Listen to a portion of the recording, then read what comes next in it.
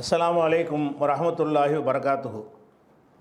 அன்பிற்குரிய சகோதர சகோதரிகளே, நீங்களும் ஆலிம்களாகலாம் என்ற இந்த பாடத்தில் புதன்கிழமை தோறும் உசூலுல் ஃபிக்ஹ் என்ற இஸ்லாமிய சட்ட விதிகள் பற்றிய பாடத்தை நம்ம பார்த்து வருகிறோம்.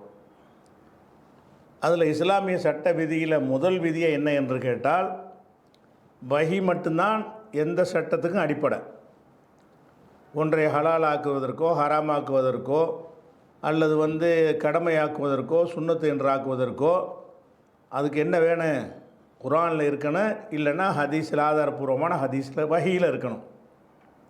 இந்த வஹியை தவிர எதுவுமே கிடையாது என்ற அதுக்குரிய நிறைய சான்றுகளை நம்ம வச்சிட்டோம். பிறகு நம்ம என்ன பார்த்துட்டு வர்றோம் என்று கேட்டால், இவ்வளவுதான் நம்ம என்னத்தை ஆதாரத்தை காட்டினாலும் சஹாபாக்களுடைய சிறப்பெல்லாம் இருக்குது, அதுக்கெல்லாம் என்ன சொல்கிறீங்க என்று சில வசனங்களை ஹதீஸ்களை காட்டுவார்கள். சஹாபாக்களுக்கு சிறப்பு இருக்கிறது வேறு, அவங்கள பின்பற்றணும். அதனால் அவங்கள பிழையே வராமல் சரியாக பேசக்கூடிய மனிதர் யாராவது உலகத்தில் இருக்கிறாங்களா? சஹாபாக்கள் உள்பட இல்லை. அப்போ பிழையாகவும் சரியாகவும் பேசக்கூடியவர்களாக அவங்க இருந்திருக்காங்கன்னு சொல்லும் பொழுது, அவங்களுடைய சுய கருத்துக்களையும் சுயமான செயல்களை எப்படி மார்க்க ஆதாரம் ஆக்குறது என்பதை சொல்லிவிட்டு, அதில் என்ன மாதிரியெல்லாம் பிழைகள் விட்டதாக ரெக்கார்டு கிடைத்திருக்கிறதோ, இந்த ரெக்கார்டு கிடைக்காமல் நிறைய பிழை செஞ்சுருப்பாங்க, எதற்கு ரெக்கார்டு கிடைக்கிறதோ அந்த விஷயங்களை நம்ம பார்த்து வருகிறோம். அதில் ஒரு விஷயம் என்னென்னு கேட்டால், இது நம்ம எல்லாருக்கும் தெரிஞ்சு இருக்கிற விஷயந்தான். இப்போ கணவன் மனைவி தாம்பத்தியத்தில் ஈடுபடுறாங்க. தாம்பத்தியத்தில் ஈடுபடும் பொழுது ஆணுக்கு ஸ்கலிதமாகலை. தாம்பத்தியத்தில் ஈடுபடும் பொழுது விந்து வெளிப்படாத முறையில் அவன் உடல் உறவு கொள்கிறான்னு சொன்னால், அவன் குளிக்கணுமா குளிக்கக்கூடாதா அப்படின்னு சொன்னால், எல்லா அறிஞர்களுடைய இன்றைக்கு கருத்து என்னன்னு கேட்டால் குளிக்கணும். தாம்பத்தியத்தில் ஈடுபட்டுட்டாலேயே விந்து வெளிப்பட்டாலும் சரி வெளிப்படாவிட்டாலும் சரி அவங்களுக்கு குளிப்பு கடமையாகிவிடும். இதுதான் எல்லாரும் ஏற்றுக்கொண்டிருக்கக்கூடிய ஒரு சட்டம். ஆனால் இதில் பாருங்கள், புகாரில் 179வது ஹதீஸில் இருக்கிறது. ஜெயித் இப்னு ஹாலிதுங்கிறவங்க சொல்கிறாங்க, சஅல உஸ்மான் இப்னு அஃபான். உஸ்மான் இப்னு அஃபான் அவர்கள்ட்ட ஒரு கேள்வி கேட்குறார். என்ன கேட்குறாருன்னா, ஐத்த இதா ஜாமா, ஒருவன் தாம்பத்தியத்தில் ஈடுபட்டு ஃபலம் யும்னி, அவனுக்கு விந்து வெளிப்படவில்லை என்று சொன்னால் அதை பற்றி என்ன சொல்கிறீர்கள்? ஐத்த என்றால் எனக்கு சொல்லுங்கள் என்ற அர்த்தம். நீ பார்த்தாயான்ற அர்த்தம் வர்றதுக்கு. அப்படி இல்லாமல் இது நீ எனக்கு சொல்லு அப்படிங்கிற அர்த்தத்தில் இதை பயன்படுத்துவாங்க. அப்போ ஐத்த உஸ்மான் அவர்கள், நீங்கள் சொல்லுங்கள், இதுக்கு பதில் சொல்லுங்கள். எதுக்கு? இதா ஜாமா, ஒருவன் ஜாமான்னா தாம்பத்தியத்தில் ஈடுபடுறது, குடும்ப வாழ்க்கையில் ஈடுபடுறது. குடும்ப வாழ்க்கையில் ஈடுபட்டு ஃபலம் யும்னி, யும்னி என்றால் மணிங்கிற விந்து வெளிப்படவில்லை என்று சொன்னால் என்ன சட்டம்னு ப்ராக்கெட்டில் வச்சுக்கிறணும். என்ன சட்டம் என்பதை சொல்லுங்க அப்படின்னு கேட்குறாங்க. அப்போ கால உஸ்மான் சொல்கிறாங்க, எத்தவல்லவ் கமா எத்தவல்லவ் லிஸ்ஸலாத், தொழுகைக்கு செய்கிற மாதிரி ஒழு செஞ்சால் போதும். இல்லறத்தில் ஈடுபட்டிருக்கிறாங்க, விந்து வெளிப்படலை, குளிக்கணுமாங்கிறது தான் அவர் கேட்குறாரு. இவர் என்ன பதில் சொல்கிறாங்கன்னு கேட்டால், எத்தவல்லவ், அவன் ஒழு செய்து கொள்வான், கமா எத்தவல்லவ் லிஸ்ஸலாத்தி, தொழுகைக்கு ஒழு செய்வதை போல ஒழு செய்வான், எகுசிலு, கழுவி கொள்வான். எகுத்தசிலுன்னா குளிப்பான் அர்த்தம். எகுசிலு என்றால் கழுவுறது, அந்த மர்மஸ்தானங்களை கழுவிக்கிறணும். கழுவி விட்டு ஒழு செஞ்சால் போதும், அப்படியே தொழுவலாங்கிறார். குளிப்பு கடமை ஆகலைங்கிறார். யார் சொல்கிறா? நாம் 4 முக்கியமான சஹாபாக்களில் 3வது இடத்தில் இருக்கக்கூடிய 4 ஹலீஃபாக்களில் 3வது இடத்தில் இருக்கக்கூடிய ரசூலுல்லாஹ்வுடைய மருமகனாக இருக்கக்கூடிய உஸ்மான் ரலியல்லாஹு அன்ஹு அவர்கள் தான் இந்த ஃபத்வாவை கொடுக்குறாங்க. அப்போ 179 ஹதீஸில் அது வருது. அப்போ இதுதான் சட்டமா? இது ஏன் அவங்களுக்கு தெரியாமல் போச்சு? அதே நேரத்தில் உஸ்மான் சொந்தமாக சொல்லிட்டாரான்னு கேட்டால் அப்படின்னு சொல்லலை. ஏன்னு கேட்டால், உஸ்மான் ரலியல்லாஹு அன்ஹு சொன்ன மாதிரியே ரசூலுல்லாஹ் சொன்னதாகவும் ஒரு ஹதீஸ் இருக்குது. அது எங்கே இருக்குது? புகாரில் 293வது ஹதீஸ். அதில் என்ன வருதுன்னு கேட்டால் உபய் இப்னு கஅப் அவர்கள், உபய் இப்னு கஅப் என்கிற ஒரு சஹாபி, அன்னஹு கால, அவர் சொன்னார், யா ரசூலல்லாஹ், அல்லாஹ்வுடைய தூதரே, இதா ஜாமா ரஜுலுல் மர்அத்த, ஒரு ஆண் வந்து ஒரு பெண்ணோடு தாம்பத்தியம் நடத்தி ஃபலம் யுன்சில், அவனுக்கு வந்து யுன்சில்ன்றால் அதான் அர்த்தம், விந்து வெளிப்படவில்லை என்று சொன்னால் என்ன, அதை சொல்லுங்கள் அப்படின்னு கேட்குறாரு. கால ரசூல்லா சொல்கிறாங்க, எகுசிலு, எகுத்தசிலு இல்லை, எகுசிலுன்னா கழுவான், எகுத்தசிலுன்னா தான் குளிப்பான். எகுசிலு அவன் வந்து கழுவி கொள்வான். மா மஸ்ஸல் மறு அத்த மின்ஹு, அந்த பெண் மூலமாக இவனுக்கு என்ன பட்டதோ, இவன் மேனியில் என்ன பட்டதோ அதை கழுவி கொண்டு சும்மா எத்தவல்லவு, பிறகு ஒழு செய்து கொண்டு ஒயு சல்லி, அவன் தொழுவான். அப்போ குளிப்பு அவசியம் இல்லை, குளிப்பு அவசியம் இல்லைன்னு உஸ்மான் ரலியல்லாஹு சொல்கிறாங்க. ரசூல்லா மௌத்துக்கு பிறகு தான் சொல்கிறாங்க இதெல்லாம். அதே மாதிரி வந்து உபய் இப்னு கஅப் கேட்கும்போது ரசூல்லா வாழும்போதெல்லாம் அவங்க ஃபத்வா கொடுத்துட்ருக்க மாட்டாங்க, ரசூல்லாட்ட போய் நேரடியாக கேட்டுருவாங்க. அப்போ இந்த ஃபத்வாக்கள் கொடுத்தது எல்லாமே எப்போன்னு கேட்டால் ரசூல்லாவுடைய வஃபாத்துக்கு பிறகு. உபய் இப்னு கஅப் கேட்குறாரு, இதுக்கு என்ன செய்யணும்னு. ரசூல்லா என்ன பதில் சொல்கிறாங்க, கழுவி விட்டு ஒழு செய்து விட்டு நீ தொழுதுக்க என்று சொல்கிறாங்க. அப்போ இதில் என்ன விஷயம் என்று கேட்டால், உஸ்மான் அவர்கள் இட்டுக்கட்டிலாம் சொல்லலை, ரசூல்லாவும் அதை சொல்லி தான் இருக்கிறாங்க. ஆனால் ரசூல் ஸல்லல்லாஹு அலைஹி வஸல்லம் அவர்கள் ஆரம்ப காலத்தில் இந்த மாதிரி தான் முடிவு சொன்னார்கள். ஆரம்பத்தில் இந்த சட்டம் தான் இருந்துச்சு. தாம்பத்தியத்தில் ஈடுபட்டு விந்து வெளிப்படவில்லை என்று சொன்னால் குளிப்பு கடமை இல்லை அப்படிங்கிறது தான் துவக்கத்தில் இருந்தது. பிறகு என்ன செஞ்சிட்டாங்க ரசூல் ஸல்லல்லாஹு அலைஹி வஸல்லம், அதை வந்து மாற்றிடுறாங்க. எப்படி மாற்றுறாங்கன்னு கேட்டால் 291வது ஹதீஸில் இருக்கிறது, இதா ஜலச பாயின சோபிகள் அர்பாய் சும்மா ஜஹதஹா ஃபக்கத் வஜபல் குஸ்லு. அப்போ ஒருவன் வந்து மனைவியோடு வந்து என்ன செஞ்சான்னு சொன்னால் அந்த தாம்பத்தியத்துக்கு முயற்சி செய்கிறான், முயற்சி செய்து விட்டான் என்று சொன்னாலேயே ஃபக்கத் வஜபல் குஸ்லு, குளிப்பு கடமையாகிவிட்டது. தாம்பத்தியத்தில் ஈடுபட்டாலே குளிப்பு கடமை, விந்து வெளிப்படணுங்கிறது அவசியம் இல்லை என்ற கருத்தை ரசூல் ஸல்லல்லாஹு அலைஹி வஸல்லம் சொல்லிட்டாங்க. பின்னாடி எது பின்னாடி எது முன்னாடி என்பது அவங்களுக்கு தெரியலை. அதை கேட்டவங்க என்ன செய்கிறாங்கன்னா அதையே சட்டமாக நினச்சிக்கிட்டு சொல்லிக்கிட்டு இருக்கிறாங்க.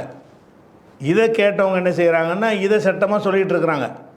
பிந்தி வந்த அறிஞர்கள் ரெண்டையும் அலசி ஆராய்ந்து பார்த்து என்னத்துக்கு வர்றாங்க, இது ஆரம்ப காலத்தில் இருந்த ஒரு சட்டம் பிறகு மாற்றப்பட்டுருச்சு என்று சொல்லி அது சரியில்லை, குளிப்பு கடமை என்பது தான் சரி என்று வர்றாங்க.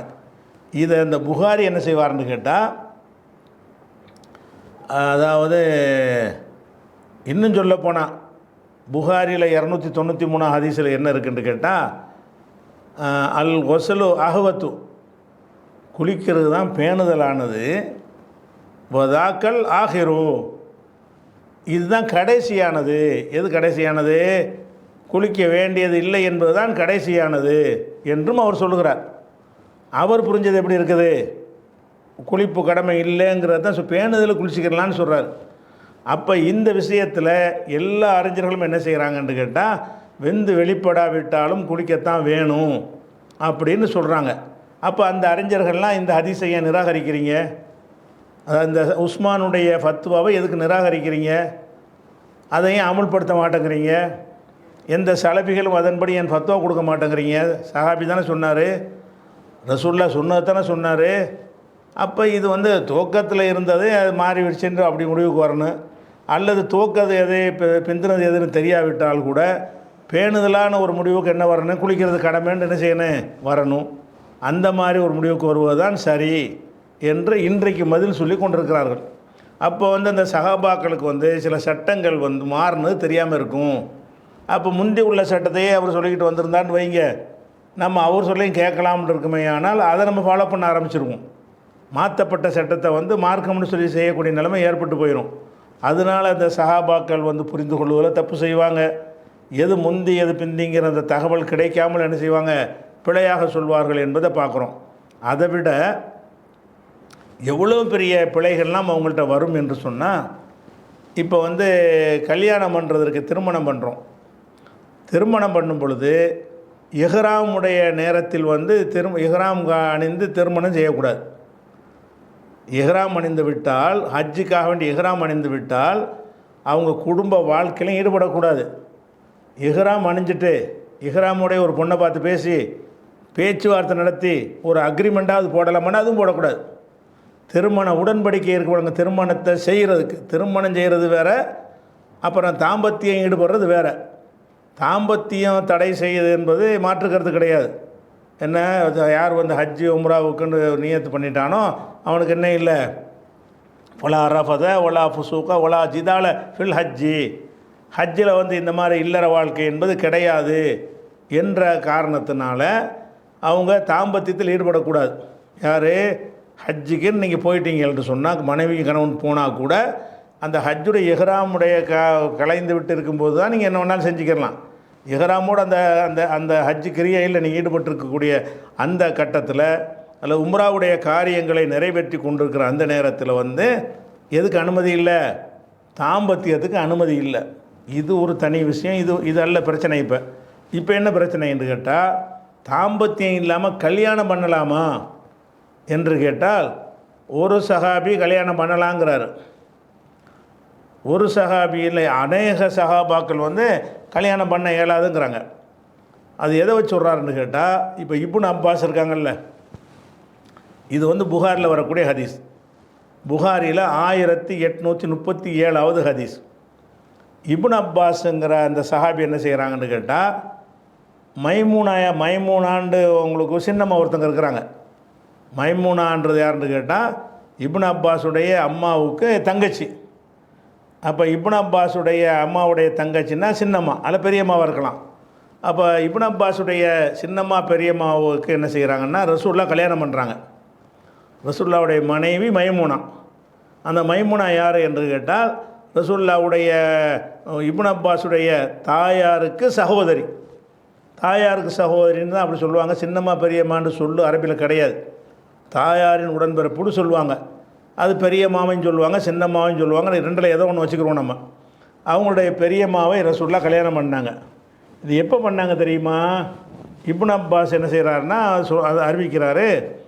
என்ன அண்ணன் நபி ஸல்லல்லாஹு அலைஹி வஸல்லம், ரசூல் ஸல்லல்லாஹு அலைஹி வஸல்லம் அவர்கள் தஸவ்வஜ மைமூனத்தை, மைமூனாவை திருமணம் செய்தார்கள். வஹுவ முஹரிமுன், இஹ்ராம் அணிந்திருக்கும் போது தான் திருமணம் செய்தார்கள். ரசூல்லா மைமூனாவை கல்யாணம் பண்ணாங்களே, கல்யாணம் பண்ணும்போது ரசூல்லா இஹ்ராம் அணிஞ்சிருந்தாங்க, ஹஜ்ஜுடைய கிரியையில் ஈடுபட்டிருந்தாங்க. அந்த கட்டத்தில் தான் மைமூனாவை மனம் பேசி என்ன செய்கிறாங்க, மனைவி ஆக்கி கொள்கிறார்கள் என்று யார் சொல்கிறா? இப்னு அப்பாஸ் சொல்கிறார். யாரை பற்றி சொல்கிறாரு? ரசூல்லாவும் அவங்களுக்கு நெருக்கமான ஆளாக போயிட்டாங்க. ரசூல்லா யார்? ரசூல்லா தம்பி தானே, ரசூல்லாவுக்கு அண்ணன், ரசூல்லாவுக்கு ஒரு தம்பி. இப்னு அப்பாஸ்ன்னா அவரோட பாப்பா வந்து அப்பாஸு. அப்பாஸ் யார்? ரசூல்லாவுக்கு பெரிய தந்தை அல்ல சின்ன தந்தை. அப்போ அப்பாஸ் அவர்கள் ரசூல்லாவுக்கு பெரிய தந்தையே சின்ன தந்தையே இருக்கிறாரு. அவருடைய மகன் தான் இப்னு அப்பாஸுங்கிறவர், அப்துல்லா இப்னு அப்பாஸ். அப்போ ரசூலுல்லாவுடைய அவருக்கு வந்து இரத்த சம்பந்தமான உறவு இருக்கிறது. மைமூனா யார் என்று கேட்டால் அம்மாவுடைய சகோதரி. அந்த வகையில் இவருக்கு நெருக்கம். அப்போ மைமூனாவும் இரத்த சம்பந்தத்தில் வர்றாங்க, ரசூல் ஸல்லல்லாஹு அலைஹி வஸல்லம் இரத்த சம்பந்தத்தில் வர்றாங்க. அந்த ரெண்டு பேருடைய ஒரு திருமணம் சம்பந்தமாக கண்டிப்பாக தெரிஞ்சிருக்கும்ல. ஏதோ தூரந்துளையில் உள்ள ஒருத்தருக்கு வேண்டாம் தெரியாமல் இருக்கலாம். நம்ம குடும்பத்தில் உள்ள ஒரு ஆளுடைய விஷயம் நமக்கு தெரியாமல் இருக்குமா? நம்ம குடும்பத்தை நம்ம அண்ணனுக்கு கல்யாணம் பண்ணது, நம்ம தம்பி கல்யாணம் பண்ணது, நம்ம அக்காவுக்கு நம்ம தங்கச்சிக்கு நின்று கல்யாணம் பண்ணுற விஷயங்கள் வந்து நம்ம அதில் ஒரு பார்ட்டியாக இருப்போம் அப்படின்னு தகவல் தெரிஞ்சிருப்போம். அதனால் இவர் என்ன சொல்கிறாருன்னு கேட்டால், மைமூனாவை ரசூல்லா கல்யாணம் பண்ணது எப்போ தான்? இஹ்ராமோட தான் பண்ணாங்க. அதனால் இஹ்ராமோட கல்யாணம் பண்ணலாங்கிறார். இஹ்ராம் அணிந்தவர்கள் திருமணம் செய்யலாமான்னு கேட்டால் இப்னு அப்பாஸ் கருத்து பிரகாரம் செய்யலாம். ஏன் செய்யலாங்கிறாரு? அவர் அப்படி தான் இந்த சம்பவத்தை விளங்கி வச்சுருக்கிறார். மைமூனாவை ரசூல்லா திருமணம் செஞ்சது இஹ்ராமோட தான் திருமணம் செஞ்சாங்கன்னு விளங்கி வச்சுட்டார். ஆனால் இந்த இப்னு அப்பாஸை விட இதுக்கு சரியான கருத்து சொல்கிறதுக்கு தகுதி படைத்தவங்க யார்? யாரை கல்யாணம் பண்ணாங்களோ அந்த பெண்ணை மைமூனா தான் ரொம்ப தகுதி படைத்தவங்க. மைமூனா என்ன சொல்கிறாங்க இதை பற்றி? இது முஸ்லீமில் வரக்கூடிய ஹதீஸ். என்ன செய்கிறாங்கன்னா, ஹத்தஸத்னி மைமூனா பின்துல் ஹாரிஸ், மைமூனா பின்துல் ஹாரிஸ் அவர்கள் எனக்கு சொன்னார்கள், அன்ன ரசூலுல்லாஹி ஸல்லல்லாஹு அலைஹி வஸல்லம், ரசூல் ஸல்லல்லாஹு அலைஹி வஸல்லம் அவர்கள் தஸவ்வஜஹா, அவளை தன்னை கல்யாணம் பண்ணினார்கள். ஒஹு ஹலாலுன், அவங்க ஹலால். ஹலால் என்றால் இஹ்ராம் இல்லாமல் இருக்கிறது. இஹ்ராம்னா ஹராமில் இருந்து வர்றதுனால இஹ்ராம்பாங்க. இஹ்ராம் இல்லாட்டி அதை ஹலால்னு சொல்லுவாங்க. இப்போ நம்மளாம் ஹலாலில் இருக்கிறோம், நம்ம இஹ்ராமில் இல்லை. அப்போ இஹ்ராம் இல்லாமல் யாரெல்லாம் இருக்கிறார்களோ அவங்க ஹலாலாக இருக்கிறாங்கன்னு. ஏன்னா இஹ்ராமுக்குண்டு உள்ள சட்டத்திட்டங்கள் இவருக்கு பொருந்தாது. கல்யாணம் பண்ணக்கூடியது, தாம்பத்தில் ஈடுபடுறதுலாம் ஹலாலாக இருக்கிறதுனால அதை ஹலால்ன்ற வார்த்தையை கொண்டு சொல்லுவாங்க. அப்போ தஸவ்வஜஹா, தன்னை ரசூலுல்லாஹ் கல்யாணம் செய்தார்கள். ஒஹுவ ஹலாலுன், ரசூலுல்லாஹ் இஹ்ராம் இல்லாமல் இருக்கும்போது. இஹ்ராமோட கல்யாணம் பண்ணலை, இஹ்ராம்லாம் முடிஞ்ச பிறகு இல்லை இஹ்ராமுக்கு முந்தி, ரெண்டில் ஒன்றா இருக்கலாம். ஹஜ்ஜுக்காக வேண்டி இஹ்ராம் கட்டுறதுக்கு முன்னாடி கல்யாணம் பண்ணியிருக்கலாம், அல்ல இஹ்ராமையெல்லாம் முடிச்சு விட்டு கல்யாணம் பண்ணி அந்த பயணத்தில் அந்த கல்யாணம் நடக்கிறது.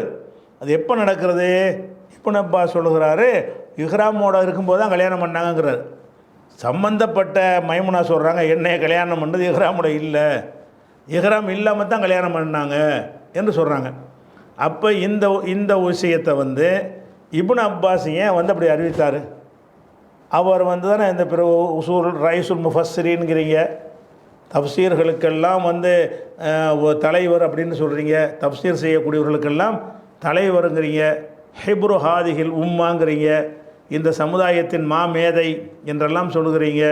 அப்போ அந்த மாதிரி ரசூலுல்லாஹ் அவருக்காக துவா செஞ்சாங்க, அல்லாஹும்ம ஃபக்கீஹு ஃபித்தீன், தீனில் அவரை ஞானமுள்ளவரை ஆக்கு என்றெல்லாம் துவா செஞ்சாங்கன்னெலாம் அந்த ஹதீஸையெல்லாம் கொண்டாந்து காட்டி இப்னு அப்பாஸ் சொன்னால் கரெக்டாக தான் இருக்கும் என்ற அளவுக்கு நம்ம என்ன செய்யணும், இப்னு அப்பாஸுடைய கருத்தை ஏற்றுக்கிறணும்னு சொல்லுவாங்க.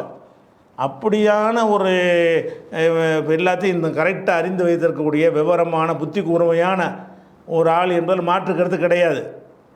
யானைக்கு அடி சறுக்கும்ல, புத்தி கூர்மை உள்ள ஆளாக இருந்தாலும் அவர் குடும்பத்தில் நடந்த ஒரு திருமணத்தை தப்பாக சொல்கிறார். அந்த பிரயாணத்தில் அந்த கல்யாணம் நடந்ததுனால இஹ்ராமோட தான் நடந்திருக்கும்னு ஒரு விளையங்கிட்டார். இஹ்ராமுக்கு ஒட்டி பின்னாடி நடந்திருக்கலாம், அல்ல இஹ்ராமை ஒட்டி முன்னாடி நடந்திருக்கலாம். அப்போ 6ஆவது நாள் இஹ்ராம் கட்டுறாங்கன்னு வைங்க, ஹஜ்ஜுடைய கிரியைக்காக வேண்டி 5ஆவது நாள் கல்யாணம் பண்ணிட்டு கூட செஞ்சுருக்கலாம், அப்புறம் இஹ்ராம் கட்டியிருக்கலாம். அல்லது 13ஓட எல்லா கிரியும் முடிஞ்சிருச்சா, 13 இஹ்ராமையெல்லாம் கலைஞ்சிட்டு 14 கூட கல்யாணம் பண்ணியிருக்கலாம். அந்த ஒரு பிரயாணத்தில் அது நடந்ததுனால இப்னு அப்பாஸ் எப்படி புரிஞ்சுக்கிறார்? அதை இஹ்ராமாக இருக்கும்போது தான் அந்த கல்யாணம் நடந்துச்சுன்னு புரிஞ்சுக்கிறார். ஆனால் சம்மந்தப்பட்டவங்க மைமுனா தான். இதில் இப்னு அப்பாஸுடைய மேதமை திறமையெல்லாம் பார்க்க முடியாது. யாரை கல்யாணம் பண்ணுறாங்களோ அந்த பெண்ணு சொல்வது தான் சரியான, இந்த விஷயத்தில் அறிவிப்பு சரியானதாக இருக்க முடியும். அவங்க என்ன செய்கிறாங்கன்னு கேட்டால், ஓஹோ ஹலாலுன், ரசூலுல்லாஹ் இஹ்ராம் இல்லாமல் இருக்கும்போது தான் என்னை கல்யாணம் பண்ணாங்க. அப்போ இதில் என்ன விளங்குறோம்? அப்போ சஹாபாக்கள் இதுதான் உண்மை, இதில் மாற்று கருத்து கிடையாது. இது முஸ்லீமில் வந்திருக்கு, அது புகாரில் வந்திருக்கு. புகாரில் வந்தாலே புகாரில் வந்திருக்கிற அந்த செய்தி பிழையானது. புகாரி பிழை செய்யலை, இப்னு அப்பாஸ் பிழையாக சொன்னதை இவர் பதிவு பண்ணியிருக்கிறார். பிழை யார்கிட்ட வந்திருக்குது? இப்னு அப்பாஸ் தான் வந்திருக்குது. அப்போ இப்போ இந்த ரெண்டில் நம்ம எதை ஏற்றுக்கிறோமோ, சரி அப்படியே வச்சுக்கிறோம். எதை நீங்கள் இல்லை மைமுனா கூட மறந்துருப்பாங்க, இப்னு அப்பாஸ் தான் கரெக்டு அப்படின்னு சொல்வீர்களே, ஆனால் அப்பவும் இந்த வாதம் நிற்க தான் செய்யும் நம்ம வாதம். அப்போ ரசூலுல்லாஹ்வுடைய மனைவியராக இருந்தால் கூட அவங்க சம்மந்தப்பட்ட விஷயத்தில் கூட பிழையாக சொல்வார்கள் வரும்ல. 2 சஹாபி தானங்க, அவர் பிழையாக விட்டுருக்கட்டும், இவங்க பிழையாக விட்டுருக்கட்டும், எது பிழையாக விட்டாலும் சஹாபாக்கள்கிட்ட சரியானதாகவும் சொல்வார்கள், பிழையானதையும் சொல்வார்கள்ங்கிற அந்த வாதம் நிற்கும்ல. அப்படியே அப்படிப்பட்டவங்களை போய் பின்பற்றணும் நம்ம. அப்போ இந்த இடத்துல இப்போ கரெக்டான கருத்து மைமுனா சொல்கிறது தான் கரெக்டு. அவங்க தான் கூடுதல் அந்த தகவலை தெரிந்து கொள்வதற்கு கூடுதல் வாய்ப்பு பெற்றவர்கள் அவர்கள் தான். இப்னு அப்பாஸுக்கு அதை விட கொஞ்சம் கம்மியான வாய்ப்பு தான். இருந்தாலும் நீங்கள் இப்னு அப்பாஸ் சொன்னது தான் கரெக்டு என்று நீங்கள் முடிவுக்கு வந்தால் கூட, இப்னு அப்பாஸ் வேணால் கரெக்டுன்னு சொல்லிட்டு போங்க, மைமுனா எனக்கு தெரியலை, தான் சம்பந்தப்பட்ட ஒரு விஷயத்திலேயே சஹாபாக்கள் பிழையாக சொல்கிறாங்களே அப்படின்னு வரும்ல. அல்ல இவங்க சொல்கிறது தான் கரெக்டு, அவர் சரியில்லைன்னு சொன்னீர்கள்னு சொன்னால் அவர் ஏன் அது பிள்ளையாக சொன்னார்? ஒரு தகவல் தானே, 2 கருத்துக்குள்ளதா வரலாம்? 2 நிற்குமா? கருத்துக்களில் 2 கருத்து வரலாம். இவர் வெள்ளிக்கிழமை பிறந்தார், சனிக்கிழமை பிறந்தார்னா 2 இருக்க முடியுமா? 2000 பிறந்தார், 2010 பிறந்தார்னா 2 உண்மையாக இருக்க முடியுமா? வரலாறு ஒன்று தானே இருக்க முடியும். இது சம்பவம் தானே. கல்யாணம்ங்கிறது ஒரு நிகழ்வு, ஒரு போதனை அறிவுரை சொன்னாங்கன்னு கேட்டால் நேற்று ஒன்று சொன்னாங்க, இன்றைக்கி ஒன்று மாற்றினாங்கன்னு சொல்லலாம். வரலாறை மாற்ற முடியுமா? நேற்று வந்து 1950 பிறந்தேன்னு சொல்லிவிட்டு இன்றைக்கி வந்து 2000 பிறந்தேன்னு சொல்ல முடியுமா? வரலாறை மாற்ற முடியாது. சட்டங்களில் மாற்றலாம், அறிவுரைகளில் மாற்றலாம், முன்பின் உள்ளதுன்னு சொல்ல முடியும். வரலாறு மாற்ற முடியுமான்னா வரலாறுன்னு நடந்தபடி தான் சொல்லணும். அப்போ இதில் ரெண்டுக்கு இடம் இல்லை. ரெண்டுக்கு இடமில்லாத ஒரு விஷயம், ரெண்டுக்கு இடம் இருந்தால் கூட ஏன் அப்படியும் வைத்துக்கொள்ளலாம் இப்படியும் வைத்துக்கொள்ளலாம்னு பேசலாம். வரலாறுல அப்படி பேச முடியாது. இது வரலாறு சம்பந்தப்பட்ட ஹதீஸ், சம்பவத்தை சொல்லுது. அப்போ ஒரு சம்பவத்தை ஒன்று தான் நடந்திருக்க முடியும்னு சொல்லும் பொழுது இவர் ஏன் அப்படி சொன்னார், அவசரப்பட்டு ஏன் சொன்னார், அல்லது இந்த அம்மா எதுக்கு மறந்துட்டு இப்படி சொன்னாங்க, ரெண்டு ஒன்றா வச்சுக்கிட்டு போங்க. ரெண்டில் எதை சரின்னு வைத்து கொண்டாலும் என்னதான் ஒரு ரசூலுல்லாவோட ஒட்டி உறவாடிய மனைவியாக இருந்தால் கூட ஒன்று அவர்கள் பிழையாக சொல்லலாம். ரசூலுல்லாவுக்கு 2 வகையிலையும் சம்பந்தம் உள்ளவராக இருந்தால் கூட அவரும் பிழையாக சொல்லலாம். இதிலேருந்து என்ன 2 பிழையாக சொல்லலாம்னு வறுமையானால் நம்ம என்ன முடிவுக்கு வரணும்? அப்போ சஹாபாக்கள் வந்து பிழையாகவும் சொல்லக்கூடியவர்கள் தான். அப்போ பிழையாகவும் சரியாகவும் சொல்லக்கூடிய ஒருவருடைய சொல்லை நம்ம இப்படி ஏற்றுக்கிற முடியும்? பிழைக்கு அப்பாற்பட்டவன் ரப்புல் ஆலமீன் மட்டும்தானே, அல்லாஹ் மட்டும்தான் பிழைக்கு அப்பாற்பட்டவன். அப்போ பிழைக்கு அப்பாற்பட்ட ரப்புல் ஆலமீன் சொன்னதை கேட்கணுமே தவிர சரியாகவும் பிழையாகவும் பேசக்கூடியதை எப்படி ஏற்றுக்கிற முடியும் அப்படின்னு சிந்திச்சு பார்த்தீங்கன்னு சொன்னால் இது அடிபட்டுரும். அதுக்கப்புறம் இன்னொரு சட்டத்தை பாருங்கள். இது புகாரியில் வரக்கூடிய செய்தி 1925-26. இது என்ன சட்டம்னு கேட்டால், இப்போ நம்ம தொழுக போகிறதா குளிப்பு கடமையாச்சுன்னு வைங்க. ஆணுக்கோ பெண்ணுக்கோ குளிப்பு கடமையாயிடுச்சு. குளிக்காமல் தொழ முடியுமா? தொழ முடியாது. சுபஹ் தொழுகைக்கு முன்னாடி என்ன செய்யணும்? எப்போ கடமையாகுதோ லோகருக்கு முன்னாடி, ஆனால் லோகருக்கு குளிச்சுட்டு தான் தொழணும். அப்போ அந்த குளிப்பு கடமையாகிவிட்டது என்று சொன்னால் அந்த தொழுகைக்கு தான் குளிப்பு கடமை. குளிக்கிற ஒட்டுமொத்தமாக கடமை கிடையாது. குளிக்காமல் சாப்பிடலாம், குளிக்காமல் என்ன வேலை வேணாலும் செய்யலாம், தொழுகைக்கு தான் குளிக்கணும். குளிப்பு கடமையுடைய அர்த்தம் என்னன்னு கேட்டால் தொழுகை நிறைவேற்றுவதற்கு குளிப்பு கடமை. அப்போ தொழுகை நிறைவேற்ற இது தெரிஞ்சு வச்சுருக்கிறோமா? சரி. குளிப்பு கடமையான ஒரு நேரத்தில் நோன்பு வைக்கலாமா? குளிப்பு கடமையான நேரத்தில் தொழக்கூடாது என்பது எல்லோரும் தெரிஞ்சு வச்சுக்கிறோம். 2 கருத்து இல்லை. குளிப்பு கடமையான ஒரு நேரத்திலேயே அந்த குளிக்காமலேயே சஹருடைய கடைசி நேரம் வருதுல்ல, அந்த நேரம் வரைக்கும் குளிப்பு கடமையான நிலையில் இருக்கிறார். குளித்து சுத்தமாகலை, அப்போ தான் நோன்பு கடமையாகுது. நோன்பு எப்போ கடமையாகும்? நீங்கள் 3 மணிக்கே சாப்பிட்டா கூட நோன்பு எப்போ இருந்து உங்களுக்கு கடமையாகும்? எப்போ வந்து ஃபஜ்ர் நேரம் வருகிறதோ அப்போ தான் உங்களுக்கு நோன்பு கடமையாகும். ஒரு 5:30 மணிக்கு ஃபஜ்ர் வருதுன்னு வைங்க, 5:29 வரைக்கும் நீங்கள் சாப்பிடலாம். 5:30 ஆனால் சாப்பிடக்கூடாது. ஒருத்தன் 5:29 வரைக்கும் நல்லா சாப்பிட்டு ரெடியாக இருக்கிறான். 5:29 என்ன செய்கிறான்? நோன்பு முன்னாடியே அவன் நியத்து பண்ணாலும் சரி தான், 5:29 இருந்தால் அதுக்கு அர்த்தம் இவன் ராத்திரியே நோன்பு நியத்து பண்ணதுனால ராத்திரிக்கே சாப்பிடக்கூடாதுன்னு சட்டம் வராது. எப்போ இருந்து சாப்பிடக்கூடாது? சுபுலேருந்து சாப்பிடக்கூடாது. அப்போ ஒருத்தன் என்ன செய்கிறான்?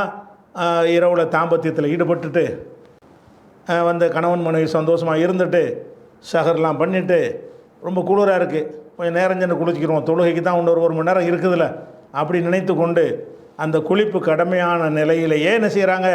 நாங்கள் நோன்பு என்று தீர்மானத்துக்கு வந்துடுறாங்க. அப்போ சுபுகை அடையும் பொழுது என்னவாகிறாங்க? குளிப்பு கடமையான நிலையில் இருக்கிறாங்க.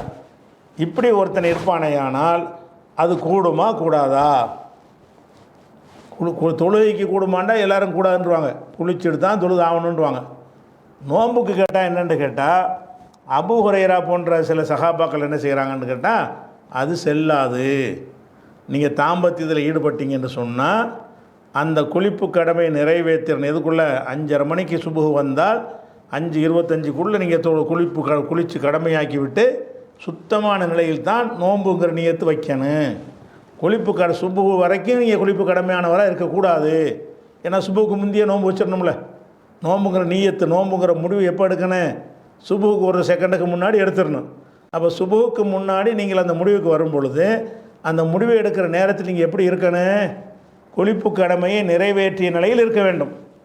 குளிப்பு கடமை தலையின் மீது இருக்கக்கூடிய சுமந்துக்கிட்டு இருக்கிற நிலையில் என்ன செய்யக்கூடாது? நீங்கள் நோன்பு வைக்கக்கூடாது என்று அபூ ஹுரைரா போன்ற சஹாபாக்கள் சொல்கிறாங்க. இதில் ஒரு சர்ச்சை வருது சஹாபாக்களுக்கு மத்தியில். ஆயிஷா நான் என்ன செய்கிறாங்கன்னு கேட்டால் ரசூல்லாவே எத்தனை தடவை என்ன செய்யிருக்கிறாங்க, தாம்பத்தியத்தில் ஈடுபடுவாங்க, அப்படி நோம்பாளியாக இருப்பாங்க. நோம்பாளியாக இருக்கும் நிலையில் தான் சுபுகு நேரத்தை அடைவார்கள். அப்புறம் தொழுகைக்காண்டி தான் போய் குளிப்பார்கள். இப்போ 5:30 மணிக்கு சுபுகு வருதுன்னா 5:29க்கெலாம் குளிப்பு கடமையாக தான் இருப்பாங்க. ஒரு 6 மணி வாக்கில் எப்போ சுபுகு தொழுகை போகிறாங்களோ அதுக்கு முன்னாடி அவங்க குளிப்பாங்க அப்படின்னு சொல்லி ஆயிஷா நாய் சொல்கிறாங்க. இப்போ அந்த சம்பவத்தை நீங்கள் பாருங்கள் எப்படி வருதுன்னு கேட்டால், அதாவது அபூபக்கர் இப்னு அப்துர் ரஹ்மான், அபூபக்கர் இப்னு அப்துர் ரஹ்மான்கிறவர் சொல்கிறார். என்ன சொல்கிறாருன்னு கேட்டால், குன்து அன நானும், நான் அது அபூபக்கர், ஓ அபி என் தகப்பனாரும், என் தகப்பனாருங்கிறது யார், அப்துர் ரஹ்மான். அப்போ அவர் என்ன சொல்கிறாருன்னா, அபூபக்கர் பின் அப்துர் ரஹ்மான் என்பவர், அப்துர் ரஹ்மானுடைய மகன் அபூபக்கர் என்பவர் சொல்கிறாரு, குன்து அன ஓ அபி, நானும் என் தந்தையும், ஹீன தகல்னா அல ஆயிஷத்தை ஓ உம்மி சலமத்தை, ஆயிஷாவிடமும் உம்மு சலமாவிடமும் நாங்கள் சென்றபோது, நானும் எங்கள் வாப்பாவும் யார்கிட்ட போகிறோம், ஆயிஷா நாயை சந்திக்க போகிறோம். ஆயிஷா நாயை மட்டும் சந்திக்கலை, உம்மு சலமாவும் சேர்ந்துருக்குறாங்க. 2 பேருமே ரசூலுல்லாஹ்வுடைய மனைவி தான். அப்போ 2 பேரையும் பார்ப்பதற்கு நாங்கள் போகணும். 2 பேரும் ஒரு இடத்துல இருந்திருக்கிறாங்கன்னு அர்த்தம். அதுக்கப்புறம் இதுக்கு வேறு ஒரு அறிவிப்பாளர் ரூட்டை கொடுக்குறாரு. இது இப்போ புகாரி ஹதீஸில் விளைவிக்கிறோம். அதுக்கப்புறம் டாபிக் வருவோம். என்ன செய்கிறாருன்னு கேட்டால், ஆமாம், அதாவது ஆயிஷா உம்மு சலமா 2 பேரும் என்ன செய்கிறாங்கன்னா, அன்ன ரசூலுல்லாஹி ஸல்லல்லாஹு அலைஹி வஸல்லம் கான யுத்ரிகுஹுல் ஃபஜ்ரு வஹுவ ஜுனுபுன் மின் அஹ்லிஹி, ரசூலுல்லாஹ் வந்து சுபுகு நேரத்தை அடைவார்கள். எப்போ அடைவார்கள், வஹுவ ஜுனுபுன், ஜுனுபுனா குளிப்பு கடமைன்னு அர்த்தம். ஜுன்பாலிமாங்கல்ல, ஒருத்தன் வந்து தாம்பத்தில் ஈடுபட்டு குளிக்காமல் இருந்தான்னு கேட்டால் அவனுக்கு பேர் என்னது, ஜுனுபு. வஹுவ ஜுனுபுன், அவன் ஜுனுபாலியாக இருக்கும் நிலையில் ரசூலுல்லாஹ் வந்து சுபுகு நேரத்தை அடைவார்கள். மின் அஹ்லிஹி, அந்த குடும்பத்தார்கிட்ட ஈடுபட்டு, ஜுனுபு 2 வகையாக ஏற்படும். தூக்கத்தில் ஸ்கலிதமாகி கூட குளிப்பு கடமையாயிரும், தாம்பத்தியத்தில் ஈடுபட்டு குளிப்பு கடமையாகும். அதுக்கான விவரம் சொல்கிறார். வஹுவ ஜுனுபுன் மின் அஹ்லிஹி, அவங்க குடும்பத்தார் மூலமாக ஏற்பட்ட குளிப்பு கடமையாக இருந்தார்கள். அப்படி இருக்கும் பொழுது ஃபஜ்ர் நேரத்தை அடைந்து சும்மா யகத்தசிலு, பிறகு குளிப்பார்கள். ஃபஜ்ர் நேரம் வந்த பிறகு போய் குளிப்பார்கள். எந்த நேரத்தில் நோன்பு வைக்கணுமோ அந்த நேரத்தில் போய் குளிப்பார்கள். ஓ யசோமோ, நோன்பு நோற்பார்கள் அப்படின்னு யார் சொல்கிறா, ஆயிஷா நாயகியும் உம்மு சலமாவும் என்ன செய்கிறாங்க, இதை சொல்கிறாங்க. இதை சொன்னவுடனே மருவான்கிறவர் என்ன செய்கிறாருன்னு கேட்டால், மருவான் தான் அங்கே அப்போ உள்ள ஆட்சியாளராக இருக்கிறார். அவர்கிட்ட இந்த நியூஸை சொல்கிறாங்க மருவான்கிட்ட போய், அதாவது குளிப்பு கடமையாக இருக்கும் நிலையில் நோன்பு வைக்கலாம், உம்மு சலமா எங்களுக்கு சொன்னாங்க, ஆயிஷா எங்களுக்கு சொன்னாங்க என்று அந்த ஒரு சஹாபி சொல்கிறார். அப்போ மருவான் சொல்கிறாரு, அப்துர் ரஹ்மான் பின் ஹாரிஸ் அப்துர் ரஹ்மான்கிட்ட போய் சொல்கிறாரு, உக்குசிமு பில்லாஹி, நீங்கள் வந்து அல்லா மேலே நான் சத்தியம் பண்ணி சொல்கிறேன். உக்குசிம் என்றால் நான் சத்தியம் செய்கிறேன், பில்லாஹி அல்லா மேலே சத்தியம் செஞ்சு சொல்கிறேன், இல்லை துகர்ரி அன்ன பிஹா அபா ஹுரைரா, அபு ஹுரைராவுக்கு நீங்கள் இதை பற்றி நீங்கள் எச்சரிக்க வேண்டும். அபு ஹுரைரா வந்து வேறு மாதிரி ஃபத்துவா கொடுத்துட்ருக்கிறாரு. நீங்கள் வந்து உம்மு சலமாட்டையும் ஆயிஷா நாயிட்டையும் போய் ஒரு ஃபத்துவா வாங்கிட்டு வந்திருக்கிறீங்க. அவங்க தான் இதை பற்றி நல்லா தெரிஞ்சவங்க. அபு ஹுரைராவை விட இந்த தாம்பத்திய விஷயங்கள் மனைவிமாருக்கு தான் நல்லா தெரியும். அவருக்கு இந்த சம்பவம் தெரியாது. அவர் என்ன சொல்கிறாரு, குளிப்புக்கு நோன்பு நேரத்தில் சுபுவுக்கு முன்னாடி குளித்து விட வேண்டும் அப்படிங்கிறார். ஆனால் ஆயிஷா நாய் உம்மு சலமா என்ன சொல்கிறாங்க, அப்படி தேவையில்லை. ஏன் தேவையில்லை என்று கேட்டால், சுபுகு நேரத்தை அடையும் போது குளிக்காமல் அடைவார்கள், சுபுகு நேரம் வந்த பிறகு போய் குளிப்பார்கள். அப்போ நோன்புக்கும் குளிப்புக்கும் சம்பந்தம் இல்லை என்று அவங்க 2 பேரும் சொல்லிட்டாங்களா. இந்த செய்தியை மர்வான்கிற ஆட்சி தலைவர்கிட்ட இந்த அப்துர் ரஹ்மான்கிற ஒரு அப்துர் ரஹ்மான் பின் ஹாரிஸுங்கிறவர் போய் சொல்கிறார். அவர் என்ன சொல்கிறாருன்னு கேட்டால், நான் சத்தியம் பண்ணி உன்ட்ட கேட்டுக்கிறேன்ப்பா, இல்லை துகர்ரி அன்னபிஹா அபா ஹுரைரத்தை, நீ இதை பற்றி அபு ஹுரைராவுக்கு என்ன செய்யணும், அவரை கொஞ்சம் தட்டி வைக்கணும், அவரை கொஞ்சம் எச்சரிக்கை செய்யணும் என்று அவர் சொல்கிறார். ஏன்னு கேட்டால், மருவான் யௌமஇதின் அலல் மதீனா, மருவான் அன்றைய தினத்தில் மதீனாவின் ஆட்சியாளராக இருந்தார், மதீனாவுடைய நிர்வாகியாக இருந்து மதீனாவில் இருந்தார். அப்போ இதை நம்ம எப்படி போய் அபு ஹுரைராட்ட போய் பேசுகிறதுன்னு சொல்லி இவங்க அதிருப்தி அடைகிறாங்க. இது எப்படி சொல்கிறதுன்னு. திடீர்னு என்ன ஆகுதுன்ற ஒரு கட்டத்தில் வந்து நாங்கள் துல் ஹுலைஃபாங்கிற ஹஜ்ஜிக்கு போயிருக்கும்போது நினைக்கிறேன், துல் ஹுலைஃபாங்கிற இடத்துல நாங்கள்லாம் ஒன்று சேரக்கூடிய ஒரு நிலைமை வந்துச்சு. அப்போ வந்து அபூ ஹுரைராவும் அங்கே இருந்தார். அபூ ஹுரைராவுக்கு அங்கே ஒரு நிலப்பரப்பு, ஒரு விவசாய நிலம் இருந்துச்சு. அதனால் என்ன செய்ய எல்லாத்தையும் சந்தித்தாங்க, தற்செயலாக சந்தித்தாங்க. அப்போ என்ன செய்கிறாங்கன்னா, இந்த மாதிரி என்கிட்ட மர்வான் வந்து அப்படின்னு அபூ ஹுரைரா ஒரு பெரிய சஹாபி, அவர்கிட்ட போயிட்டு நீங்கள் செஞ்சது பிழைன்னு சொல்கிறதுக்கு அவங்க தயங்குறாங்க. அதனால் என்ன செய்கிறாங்கன்னா, இந்தாங்க நாங்கள் ஒரு செய்தி சொல்ல போகிறோம், எங்கள் மேலே நீங்கள் வருத்தப்படக்கூடாது, இதை நாங்களாக சொல்லலை, மர்வான் எங்கள்கிட்ட சத்தியம் வாங்கிவிட்டார், உங்களுக்கு இந்த தப்பை வந்து இடித்துரைக்கணும்னு சொல்லிவிட்டார், அதுக்காகத்தான் சொல்கிறோம் அப்படின்னு சொல்லிவிட்டு ஆயிஷா நாயகி உம்மு சலமாவுடைய சொல்கிறாங்க. அப்போ அவர் என்ன சொல்கிறாருன்னா, இப்னு அபூ ஹுரைரா, இது வந்து நான் சொல்லலப்பா, கதாலிக்க ஹத்தசனி அல் ஃபதுல் இப்னு அப்பாஸ், எனக்கு ஃபதுல் இப்னு அப்பாஸ் தான் இப்படி சொன்னார் இந்த செய்தியை, அதாவது குளிப்பு கடமையாக்கு நிலையில் நோம்பாளியாக இருக்கக்கூடாது என்கிற ஒரு செய்தியை எனக்கு சொன்னது யார்? ஃபதுல் இப்னு அப்பாஸ். அவர் இப்னு அப்பாஸ்ன்னு சொல்கிறவங்கள அவருடைய தம்பி. ஃபதுல் இப்னு அப்பாஸ் ரசூலுல்லாஹ்வுக்கும் தம்பி. அப்போ ஃபதுல் இப்னு அப்பாஸ் தான் இதை சொன்னாருன்னு சொல்லிவிட்டு அப்புறம் சொல்கிறார், ஒஹுன்ன ஆலமு, ஆனால் அவர்கள் தான் நன்கு அறிந்தவர்கள். ஒஹுன்னது அந்த பெண்கள், ஆயிஷா உம்மு சலமா, அது ரசூலுடைய மனைவிமார்கள்.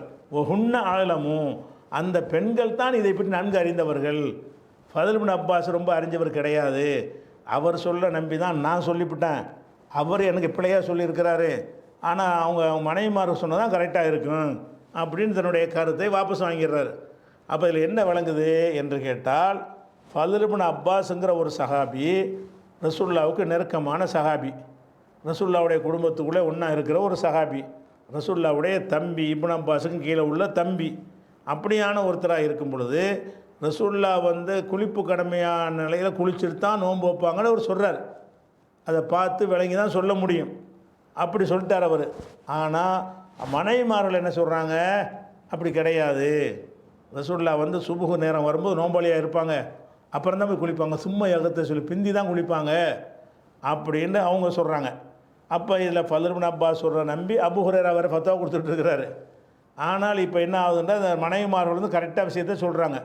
அப்போ இந்த விஷயங்களை வந்து அபூ ஹுரைரா போன்ற அதிக ஹதீஸ்களை அறிவித்த ஒரு சஹாபி, ரசூலுல்லாவுக்கு நெருங்கிய உறவு கொண்ட ஃபதுல் இப்னு அப்பாஸ் போன்றவர்கள் எல்லாம் இந்த சட்டத்தை அறியாமல் இருந்திருக்காங்களா இல்லையா? சொன்னோன்னு வாபஸ் வாங்கிட்டார்ல அவர். எனக்கு சொன்னது ஃபதுல் இப்னு அப்பாஸ் தான் சொன்னார். ரெண்டு அறிவிப்பை சீர்தூக்கி பார்க்கும் பொழுது அவங்கள தான் நம்ம இதில் ஏற்றுக்கிறோன்னு, இந்த விஷயம் குடும்ப சம்பந்தப்பட்ட விஷயம், இது மனைவிமாருக்கு தான் ரொம்ப தகுதி இருக்குது என்று சொல்லி ஒஹுன்ன ஆழமும், அவங்க தான் ரொம்ப நன்கு அறிந்தவர்கள்ன்ற ஒரு பதிலோடு அவர் முடிச்சிடுறாரு. அப்போ இதில் என்ன விளங்குறோம் என்று கேட்டால், முக்கியமான ஒரு சட்டம் கூட, அதாவது நோன்பு வைப்பதற்கு குளிப்பு கடமை குளித்து விட்டு தான் வைக்க வேண்டுமாங்கிற ஒரு சட்டம், குளிச்சுட்டு தான் நோன்பு வைக்கணுங்கிறாங்க ஃபதுல் இப்னு அப்பாஸ். அவர் சொல்கிற நம்பி அபூ ஹுரைராவும் சொல்கிறாரு. ஆனால் சட்டம் மாற்றி போட்டு சொன்னோன்னு என்ன செய்கிறார், விளங்கி திருத்தி கொள்கிறார். அப்போ இந்த மாதிரி தவறான தகவல் விளங்கின்னு சொல்லிகிட்டு இருப்பாங்கள்ல. இந்த சம்பவத்தை வந்து ஆயிஷா நாயகி கேட்ட சம்பவத்தை அவங்க கேட்டுவிட்டு அபூ ஹுரைராட்ட சொல்லாமல் இருந்தாங்கன்னு வைங்க, அவர் காலமெல்லாம் என்ன ஃபத்வா கொடுப்பாரு? தான் கொடுப்பாரு, குளிச்சா அவனுக்கு கண்டிப்பாக குளிக்கணும், ஏன் குளிக்கணும், எனக்கு ஃபதுல் இப்னு அப்பாஸ் சொன்னார் அப்படின்னு சொல்லுவார்ல. அப்போ வஹி மட்டும்தான் பாதுகாப்பு, சஹாபாக்களோட அந்தஸ்து கௌரவம் அதெல்லாம் தனி விஷயம். அவர்களுடைய சிந்தனை முடிவு கருத்துக்களில் பிழை வருமா வராதா? பிழை வந்து பேசுகிறதுலாம் பிழைன்னு அர்த்தம் கிடையாது, பிழையும் சரியானதும் கலந்து வருமா இல்லையா? அப்படியானவர்கள் எப்படி பின்பற்றுவது? பேசுகிறதெல்லாம் சரியாக இருந்தால் தான் பின்பற்ற முடியும். 100க்கு 2 தப்பு விடுவார்னு வச்சுக்கிட்டா கூட பின்பற்ற முடியாதுங்க. அந்த 2ல் நீங்கள் இந்த ஃபத்வா அந்த 2ல் இருக்கலாம், அந்த ஃபத்வா 2ல் இருக்கலாம், எதை சொன்னாலும் அந்த 2ல் அடங்கியிருக்கும்ல, வாய்ப்பு இருக்குல்ல. அதனால் இது ஏன் தேவையில்லை ரிஸ்க் எடுக்கணும்? சந்தேகத்துக்கு இடமானதை பின்பற்றி எதுக்காண்டி நம்ம வந்துக்கிட்டு ஒரு அறியாமையில் விழணும் என்று சிந்தித்து பார்த்தோம்னு சொன்னால் இந்த வாதத்தை வைக்க மாட்டார்கள். இது வந்து தெரிஞ்சுக்கிட்டீங்களா? இன்னும் சஹாபாக்கள் எவ்வளோ பாரதமான விஷயங்கள்ல எல்லாம் அவங்க வந்து இதெல்லாம் நீங்கள் சஹாபாக்களை குறைச்சி காட்டுறதுக்கு சொன்ன விளங்கிடக்கூடாது. அவங்களோட அந்த சில நம்ம சொல்லிட்டோம், அவங்களுடைய தியாகத்துக்கு முன்னாடி நிற்க முடியாது. பின்பற்றுதல்னு வரும் பொழுது அல்லாஹ் ரசூலுடைய இடத்துல கொண்டு அவங்களை வச்சிடக்கூடாங்கிறது தான். இது கூட சஹாபாக்களை குறைக்கிறதுக்கு சொல்லலை, அல்லாஹ் ரசூலை குறைச்சிடக்கூடாங்கிறதுக்காக சொல்கிறோம். எதுக்காக சொல்கிறோம்? அல்லாஹ்வுடைய தகுதியை ரசூலுடைய தகுதியை குறைக்கக்கூடாது என்பதற்கு இதை சொல்கிறோமே தவிர எதுக்கு சொல்லலை? ஒரு சஹாபாக்களை மட்டப்படுத்துறதுக்கு சொல்லலை. நீங்கள் சஹாபாவில் கொண்டே ரசூல்லா இடத்துல கூட வைக்க போகிறீங்க. ரசூல்லா சொல்வது எப்படி மார்க்கமாகுமோ சஹாபாக்கள் சொல்வது மார்க்கம்னு சொல்லி சமமாக வைக்கும் பொழுது தான் சமமாக்க முடியாதுன்னு சொல்லி அதை கம்பேர் பண்ணி தான் இறக்குறோம். நம்மளை கம்பேர் பண்ணி இறக்கலை, நம்மளை கம்பேர் பண்ணி மேலே தான் இருக்கிறாங்க. இதை நீங்கள் விளங்கிக்கிறேன்னு மீதி உள்ள இன்ஷா அல்லாஹ் நம்ம அடுத்த வாரம் பார்ப்போம். அஸ்ஸலாமு அலைக்கும்.